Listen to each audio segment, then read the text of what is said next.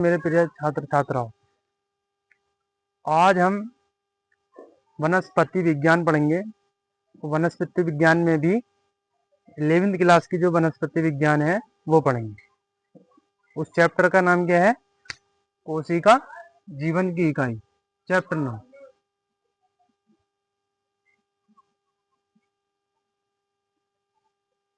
कोशिका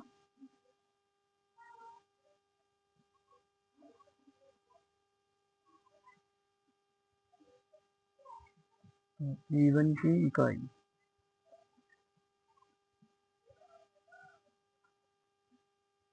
अभी सारे चल रहे हैं, जूलॉजी भी होगी, फिर बोटनी भी होगी, सब चीज कवर करेंगे। एक दो लेक्चर, एक बोटनी का भी एक दो लेक्चर जूलॉजी का भी। तो सर आज 2 लेक्चर जूलॉजी में हो चुके हैं। तो चैप्टर कोशिका जीवन की इकाई है, लेक्चर 1 है ये।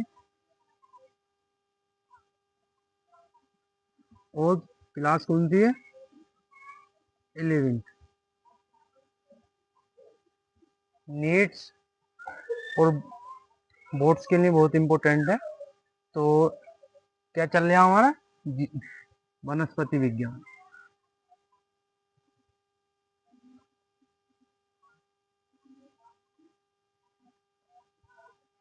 तो सबसे पहले देखो, नीट के लिए पॉइंट ऑफ व्यू से देखते हैं तो सबसे पहले ये एक पैराग्राफ दे रखा चैप्टर शुरू होने से पहले।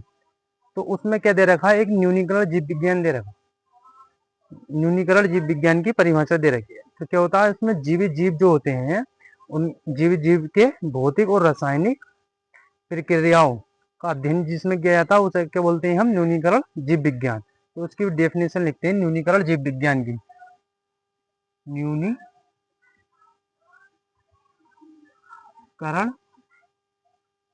जीव विज्ञान।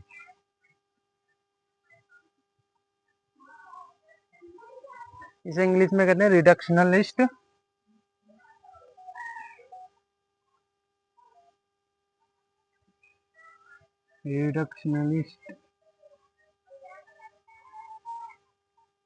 बायोलॉजी।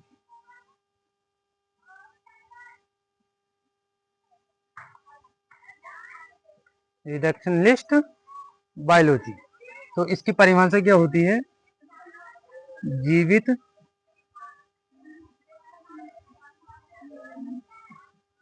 जीवों की भौतिक एवं रासायनिक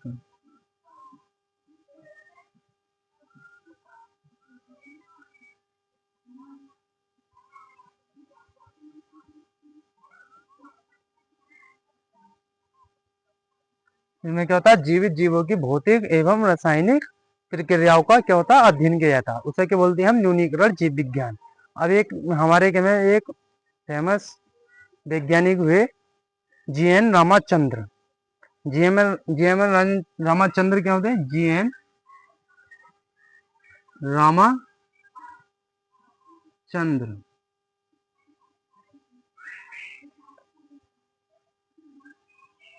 यह भी चैप्टर में नहीं है, चैप्टर से जो पहले है उसके लिए उसमें दे रखा है।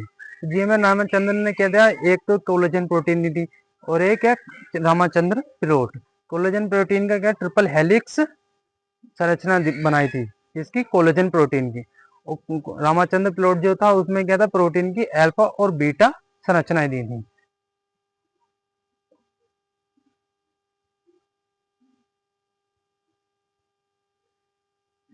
हिंदी में लिख लो, कोलेजन।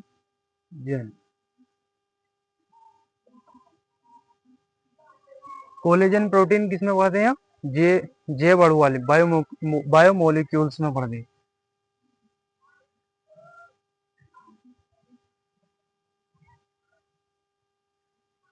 इस प्रोटीन की ट्रिपल हेलिक्स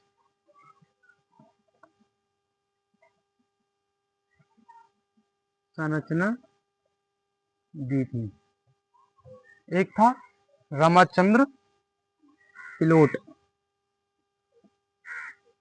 रामाचंद्रन प्लॉट। इसमें रामचंद्र प्लॉट में प्रोटीन की संरचना दी थी।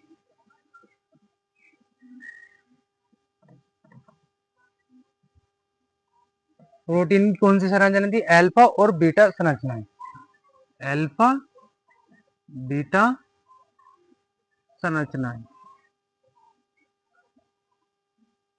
अल्फा और बीटा संरचनाएं दी। तो इसे देखो, समझो, उतारो, फिर हम कोशिका के बारे में बताते हैं।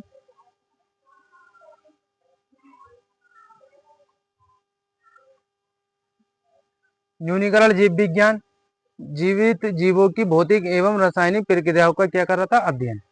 अब क्या जीएन रामाचंद्रन ने कोलेजन प्रोटीन और रामचंद्र प्लॉट, इस प्रोटीन की ट्रिपल हेलिक्स संरचना दी थी। कोलेजन प्रोटीन की क्या दी थी? ट्रिपल हेलिक्स संरचना।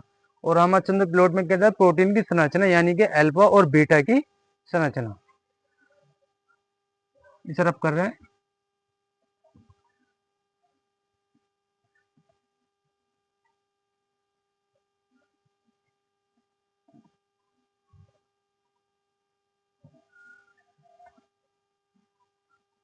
अब देखो कोशिका, सेल।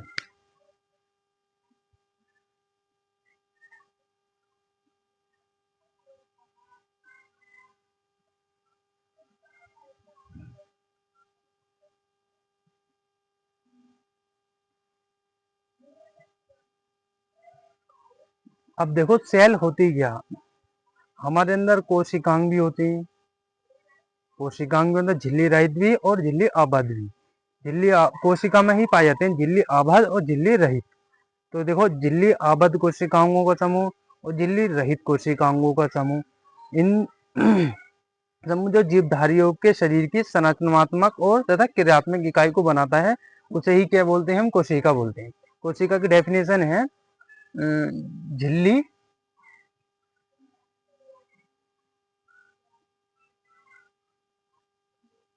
आबद्ध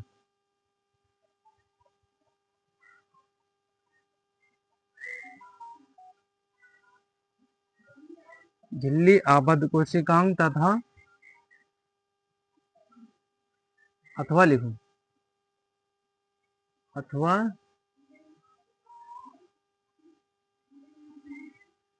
झिल्ली रहित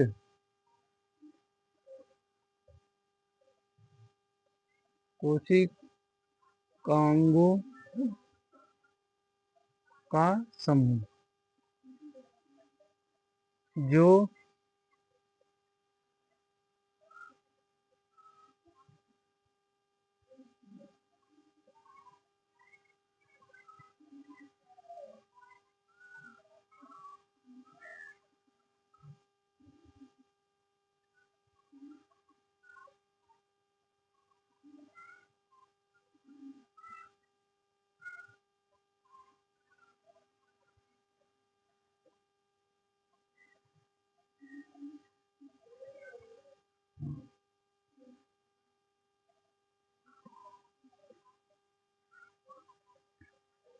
कोशिका।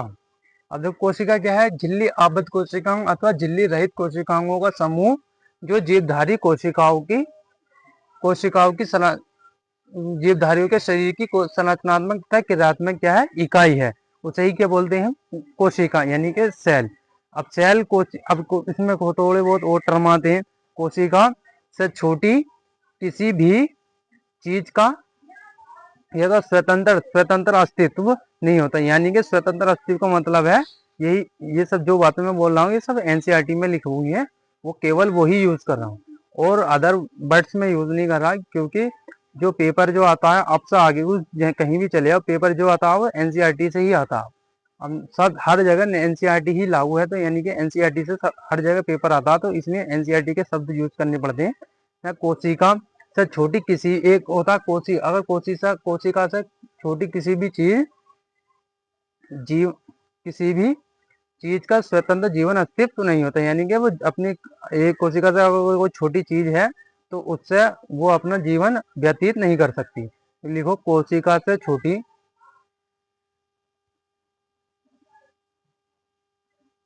कोशिका से छोटी किसी भी कोशिका से छोटी किसी भी चीज का स्वतंत्र अस्तित्व नहीं है, नहीं होता। किसी कोशिका से छोटी किसी भी चीज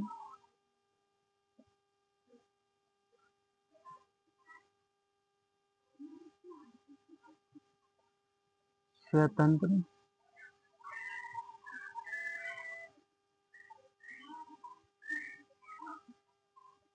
स्वतंत्र अस्तित्व नहीं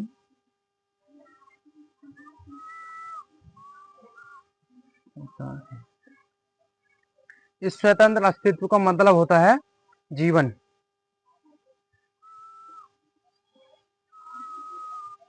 यानी कि लाइफ। कोशिका से छोटी किसी भी चीज का स्वतंत्र अस्तित्व नहीं होता। और कोशिका सबसे छोटी क्या है? जीवित इकाई है। कोशिका, हाँ, कोशिका सबसे छोटी जीवित इकाई है। ये भी लिखो, कोशिका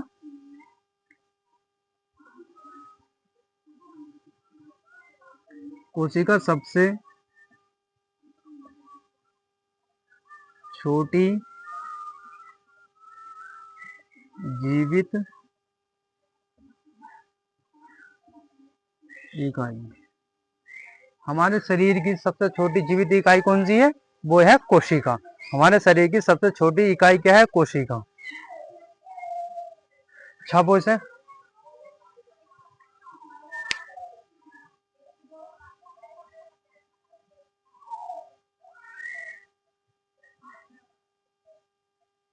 ठीक है, नोट कर दे।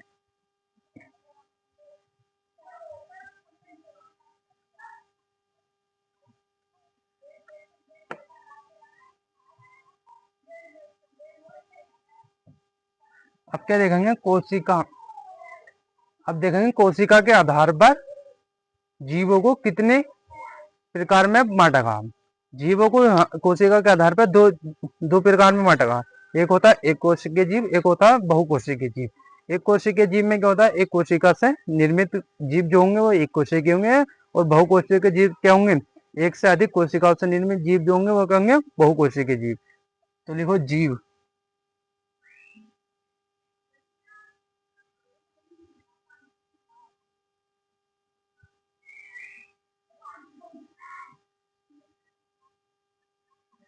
जीव ऑर्गेनिज्म कितने प्रकार में बांटा हुआ? दो प्रकार में। एक होता है एक कोशिकीय जीव,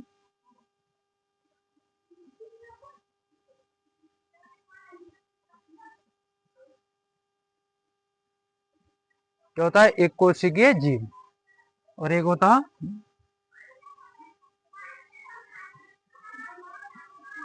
बहु कोशिकीय जीव। एक कोशिकीय जीव यानी कि यूनिसेलुलर, इंग्लिश में क्या कहते हैं इसे? यूनी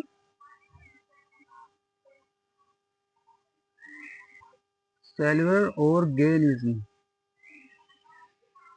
और ये था मल्टी सेलुलर ऑर्गेनिज्म। एक होता है एक कोशिकीय जीव, एक होता है बहुकोशिकीय। किसके आधार पर दे रहे हैं हम? कोशिका की संख्या के आधार पर।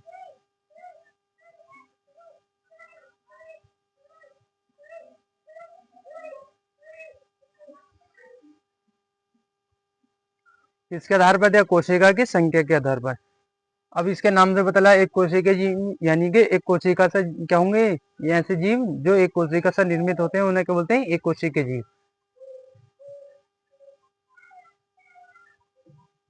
ऐसे जीव जो एक कोशिका से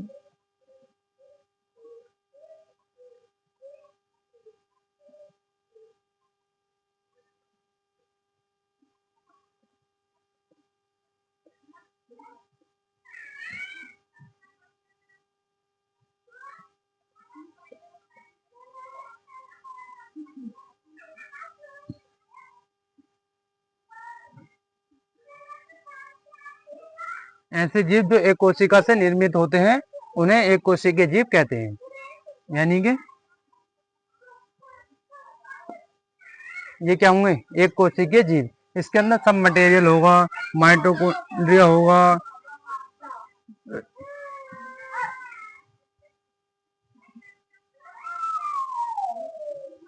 हर चीज होगा। अब बहुकोशिकीय जीव में देखो, ऐसे जीव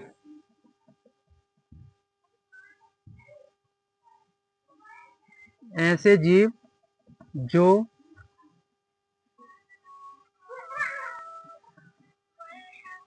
एक से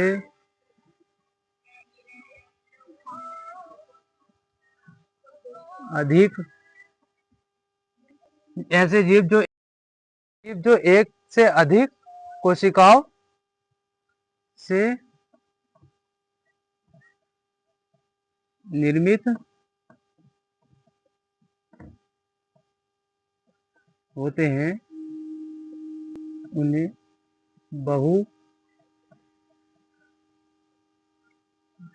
बहुकोशिकीय जीव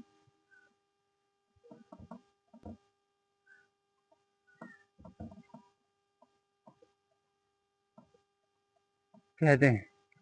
ऐसे जीव जो एक से अधिक कोशिकाओं से निर्मित होते हैं उन्हें बहुकोशिकीय जीव कहते हैं। इसमें ये देखो, एक कोशिकीय जीव में क्या होता है कि एक अकेली कोशिका जो होती है वो अपने जीवित रहने के लिए हर सारे वो काम करती है जो उसे करनी चाहिए, जो लाइफ में उसे करने चाहिए। खाना हो गया, पीना हो गया, एक्सक्रीशन हो गया, उत्सर्जन हो गया, हर चीज करे, हर काम करेगी एक अकेली कोशिका। तो इसमें लिखो एक अकेली कोशिका, एक अकेली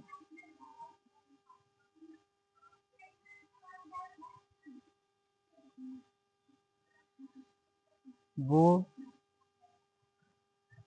सारे कार्य करती है जो उसे जीवित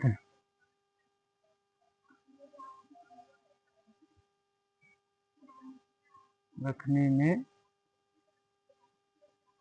सहायक होते हैं। और इसमें क्या होता है, एक कोशिका का जो जीवन होता है वो क्या है, स्वतंत्र अस्तित्व होता है। एक अकेली कोशिका का क्या होता है, स्वतंत्र अस्तित्व। एक पॉइंट और लिखो, इसका ही है ये। इसे एक मान लो, इसे दो मान लो, इस वाली को तीन। एक अकेली कोशिका का जीवन स्वतंत्र अस्तित्व होता है। मैंने किसका जीवन जीवन स्वतंत्र अस्तित्व नहीं बताया, जो कोशिका से छोटी होगी उसका क्या हुआ, जीवन स्वतंत्र अस्तित्व नहीं होता। यानी कि जैसे वायरस, वायरस अगर जिसमें पड़ा है, अगर वो किसी जीव में नहीं है तो वो कैसा होता है, मरा हुआ था, डेथ होता है, निर्जीव होता है। अगर वो किसी के शरीर में चला जाए तो वो कहता सजीव हो जाता है। ये निर्जीव और सजीव के बीच की क्या है, कड़ी है। वो तो देख लो तो।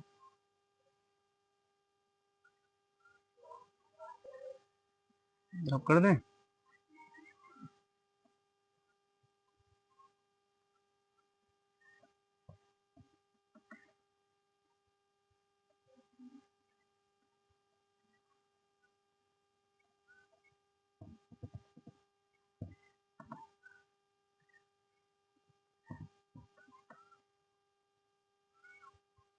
अब देखो, कोशिका की सर्वप्रथम खोज किसने की थी और कहाँ की थी। कोशिका की सर्वप्रथम खोज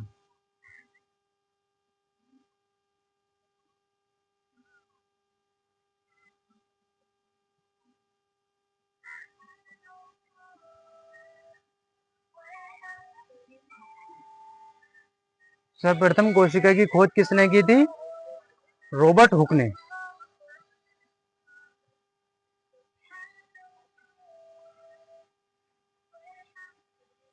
रॉबर्ट हुक ने की थी। हाँ देखो, क्या सर्वप्रथम कोशिका की खोज किसने की थी? रॉबर्ट हुक ने। कहाँ, कब की थी? 1665 में। 1665 में। जिसने रॉबर्ट हुक ने की थी, मृत कोशिका की थी। किसकी? मृत कोशिका की। मृत कोशिका किसमें की? मृत कोशिका में की थी। वो क्या थी? कोर कोशिका की। कोर कोशिका। कोर कोशिका। और मृत है तो इसमें क्या जीव द्रव्य क्या हुआ? अनुपस्थित होगा। या अनुपस्थित होगा, उपस्थित होगा? या जीव द्रव्य क्या है इनमें? अनुपस्थित था। जीव द्रव्य अनुपस्थित। अब जो सर्वप्रथम जीवित कोशिका की खोज किसने की थी? रॉबर्ट एंटोन वॉन ल्यूविनहोक ने।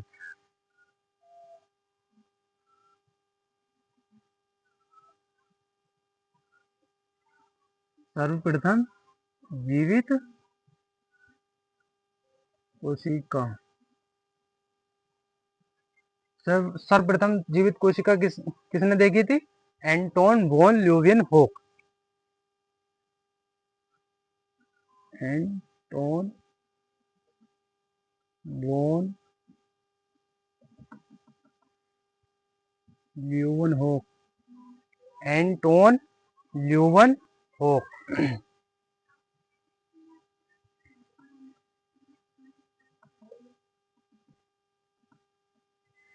Anton von ल्यूविनहोक।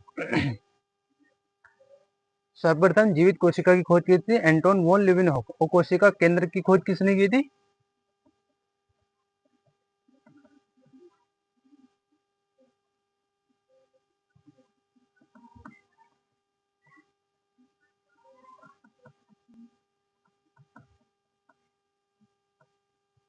कोशिका केंद्र की खोज किसने की थी? रॉबर्ट ब्राउन ने।